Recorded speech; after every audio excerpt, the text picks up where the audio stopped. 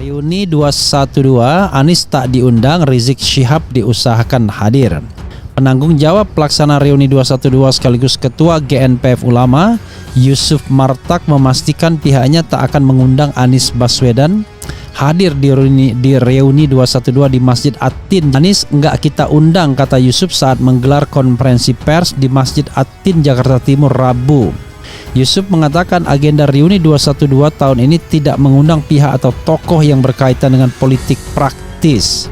Ritual tahunan Reuni 212 atau Reuni 2 Desember, hari Jumat besok, tampaknya bakal jadi bukti nyata betapa gerakan politik ini sudah semakin meredup, sudah semakin menyusut pengikutnya, dan bahkan nyaris punah. Dan lokasi pelaksanaan kegiatan reuni ini di Masjid At-Tin. Ketika diadakan di Monas, mereka semangat sekali untuk sholat Jumat di Monas, gitu ya. Ketika diadakan di masjid, kok nggak mau sholat Jumat bareng? Atau mungkin udah capek, gitu ya. Udah capek beribadah, udahlah pulang.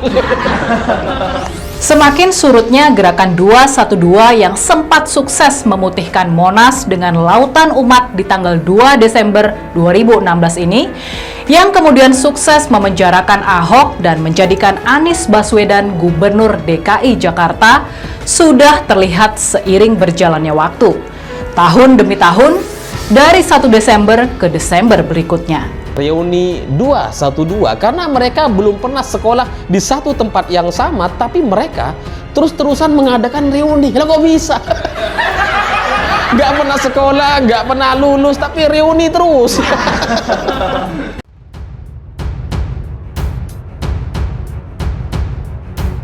Sudah tak dipedulikan Habib Rizik, ada manuver dahsyat di balik Anies Baswedan tak diundang di Reuni 212. Rocky Gerung, mereka paham kalau Reuni 212 kembali digelar pada Jumat 2 Desember 2022 bertepatan di Masjid At-Tin. Reuni 212 kali ini cukup berbeda dengan dihadiri oleh ex-pimpinan Front Pembela Islam Habib Rizik Syihab yang edisi sebelumnya absen karena terkena masalah hukum. Sebelumnya, ada desas-desus mengenai kehadiran ex-gubernur DKI Jakarta yang sedang mempersiapkan pencapresannya yakni Anies Baswedan. Meskipun pada akhirnya dipastikan Anies tidak diundang dalam acara tersebut. Mengenai tidak diundangnya ke acara tersebut, pengamat politik Rocky Gerung angkat suara. Rocky menyebut keputusan panitia Reuni 212 tak mengundang Anies adalah strategi cantik. Menurut Rocky, panitia Reuni sudah sadar dan berpikir juga meski tak secara langsung terkait masa depan Anies yang akan maju di Pilpres 2024 sehingga tak diam dan mengumumkan serta memastikan Anies tidak akan diundang.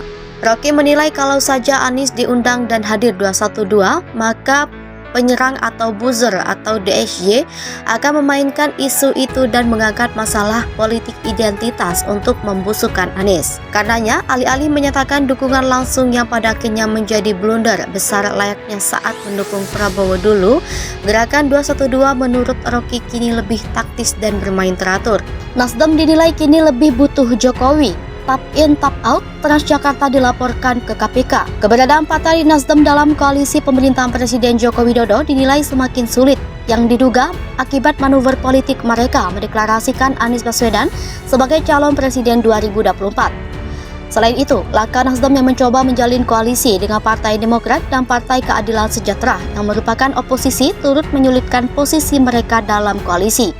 Sementara itu, kebijakan tap in tap out Transjakarta dilaporkan ke Komisi Pemberantasan Korupsi karena ditengarai terindikasi korupsi.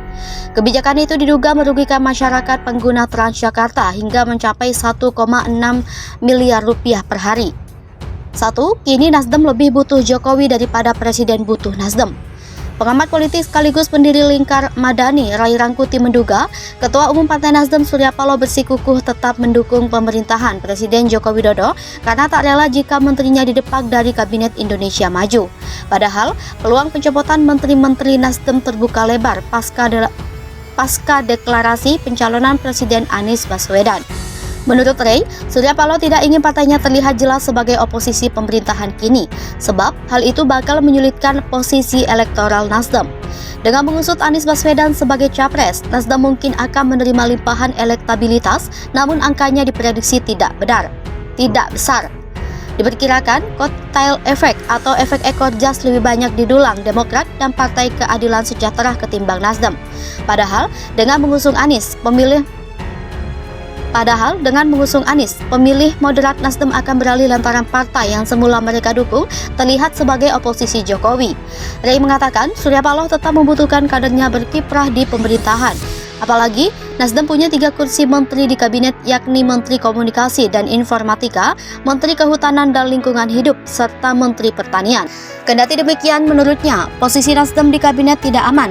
Dia menduga selambat-lambatnya Jokowi akan mencopot Menteri Nasdem pada Februari 2023. Dari 3 kursi, sosok Menkominfo Johnny G. Plate akan Menteri dan Menteri Pertanian Syahrul Yassin Limpo memungkinkan diganti. Sementara Menteri LHK Siti Nurbaya mungkin dipertahankan karena kinerjanya baik. Ray menilai Jokowi butuh ketenangan untuk menyelesaikan sisa masa jabatannya hingga 2024 mendatang. Sementara keberadaan Nasdem di pemerintahan terus menuai pro dan kontra setelah deklarasi pencapresan Anies Baswedan. 2. Tap in tap out. Transjakarta dilaporkan ke KPK diduga ada kerugian 1,6 miliar rupiah per hari. Pemotongan saldo penumpang bus Transjakarta lewat tap in dan tap out ditengarai ada indikasi korupsi. Hal ini kemudian dilaporkan ke Komisi Pemberantasan Korupsi. Musa Emius, anggota Dewan Transportasi Kota Jakarta, memperkirakan kerugian yang harus ditanggung masyarakat mencapai 1,6 miliar rupiah per hari. Pasalnya, ada pemotongan ganda yang dilakukan Transjakarta terhadap saldo penumpang saat masuk dan keluar.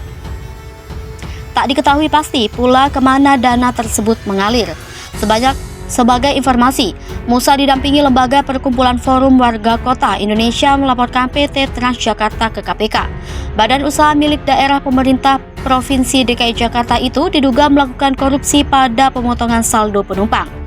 Musa juga menyoroti sistem pembayaran atau payment gateway yang dilakukan PT Transjakarta dan dengan pihak ketiga namun bukan Bank DKI. Menurut dia, semestinya pembayaran itu dikelola PT Transjakarta dengan pihak Bank DKI yang memiliki izin payment gateway.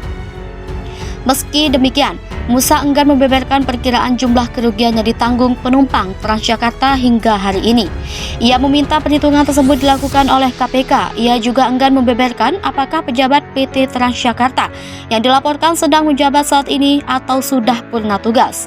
Sementara itu, Kepala Divisi Hukum Fakta Indonesia, Yosua Manalu, menyatakan pihaknya akan menjalani komunikasi secara intens dengan KPK terkait dugaan korupsi tersebut. Termasuk dalam hal ini adalah mengenai sejumlah bukti yang kurang dan dinilai dapat membantu KPK melakukan penyelidikan. Yosua berharap laporannya di KPK bisa diproses dengan cepat dan tidak terdapat pihak yang dirugikan. Sebelumnya, penumpang Transjakarta harus menempelkan kartu uang elektronik ketika naik dan turun bus atau tap in dan tap out. Aturan ini dimulai diterapkan pada 4 Oktober lalu. Penumpang yang tidak menempelkan KUE, mereka pada saat naik dan turun akan terblokir.